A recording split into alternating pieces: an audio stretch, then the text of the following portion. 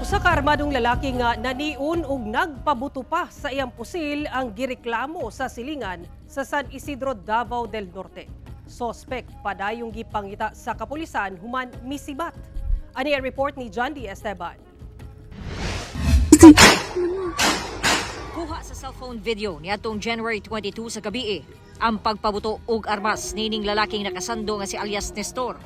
Una pa kini nahitabo, nanion pa kini og pusil sa lalaki nga naka-yellow og t-shirt nga si alias Ray. Taud-taud pa. Nahagpa si alias Nestor, dayon gigukod si alias Ray. Ikatulo nagpabuto si Nestor sa gikuptang baril, dayon giapas ang naka-yellow t-shirt, wala na nakuha ang musunod nga hitabo. Sa eksklusibong pakiginabi sa gipabuthan og baril, matud niya nagmaoy pa si Nestor sulod sa balay sa ig-agaw niini una ang insidente. Sa dihang kalit lang matud pa siyang gisita ni Nestor samtang nagtindog. Nahurot daw ang iyahang pasensya maong iyaha kining giwalop. Oo, ma'am. Sita ko niya, ma'am. Tapos, Itiunan ko niya. Armas, ma'am. asa kagitiunan sa punting Sa sa ulo? Oh, okay. Tagtagtag.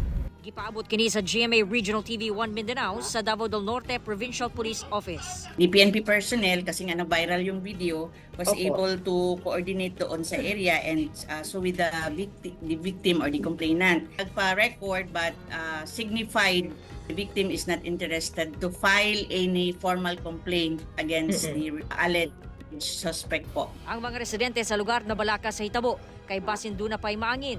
Hinoon ang kapulisan, nagpasalig nga duna na sila'y ginahimo nga aksyon. Kalabot niini, subay sa ginapatubang police procedure.